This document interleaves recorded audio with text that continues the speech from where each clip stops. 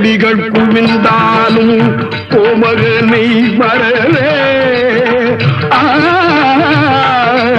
செயலை தொடங்குவது என்றாலும் பிள்ளையார் சுழி போட வேண்டும் என்கிறார்கள்.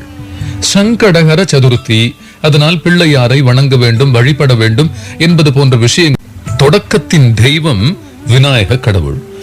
எழுத தொடங்கும் போது அது கணக்கோ கதையோ கவிதையோ என்னவென்றாலும் சரி, பிள்ளையார் சுழியிட்டு எழுத தொடங்குவது நம் பழக்கம்.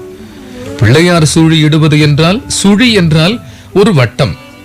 ஆனால் பிள்ளையார் சுழியிலே நாம் வட்டமிடுவது இல்லையே, பின்பு எதற்கு அதை பிள்ளையார் சுழி என்றார்கள்? உண்மையில் பிள்ளையார் சுழி எப்படி இருக்க வேண்டும் என்று பல சந்தேகங்கள் நமக்கு இருக்கலாம்.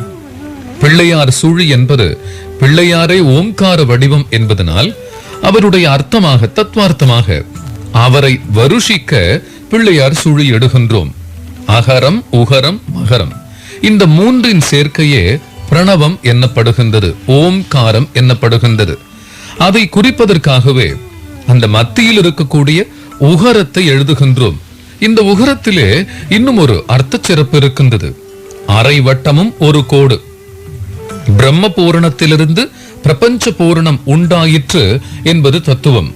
அதனால்தான் தொடக்கத்தின் கடவுளான விநாயக பெருமானை குறிக்கும் போது அவரை வணங்கும் முகமாக பிரம்ம பூரணத்தை அந்த ஒற்றை கொம்பினாலும் வளைசலினாலும் பிரபஞ்ச பூரணத்தை நேர்கோட்டினாலும் காட்டி முதலில் கொம்பு அப்புறம் கோடு என்பதை எழுதத் தொடங்கினோம்.